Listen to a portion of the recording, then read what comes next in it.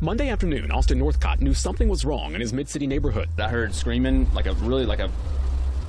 you're about to die sort of scream, like one you don't hear. It's just not a normal scream. Those screams were from a 73-year-old woman across the street who police say was carjacked and dragged to death by her own SUV. Witnesses say it happened when a vehicle pulled up next to her parked SUV on North Scott Street. It's just heartbreaking to see that. Witnesses say the woman was caught in her seatbelt and dragged as her SUV sped off on Bienville Avenue, just steps away from Mark and Leanne Mascar's front door. I just started screaming and running because I just wanted to get this person from this car. And if I could do that, I could help this person. Police say the woman's arm eventually detached from her body on North Pierce Street, freeing her from the SUV. Neighbors ran over to try and help. She was still breathing. She was very slowly breathing. I tried to call 911. Unfortunately, the phone rang for over 4 minutes and 45 seconds before I hung up from 911. Todd Ecker says someone eventually got through.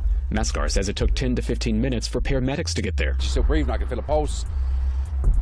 And the anger was like, where the hell is the ambulance? You know, we were there and I kept hearing loads of police cars turn up but no ambulance. When it did, paramedics pronounced the woman dead, leaving folks in this neighborhood horrified and police searching for 4 suspects. I didn't just see the car, they murdered someone today. I mean, it's Monday at 1 o'clock in the afternoon. It's not, everybody's out getting lunch, not worried about, whether or not they're going to live or not. It was one of the most grotesque, surreal, horrific things I've ever seen.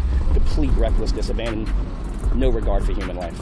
About 15 blocks away, on the corner of Dumaine and North Dupree, police found the SUV abandoned in the Bayou St. John neighborhood. 2 crime scenes, adding to a growing list of deadly violence in New Orleans. In the end, it's just the criminals that are ruining it for everyone who lives here. There is something really wrong when you have to walk outside your house and that is part of your day, that some woman is getting dragged down the street. Mike McDaniel, Eyewitness News.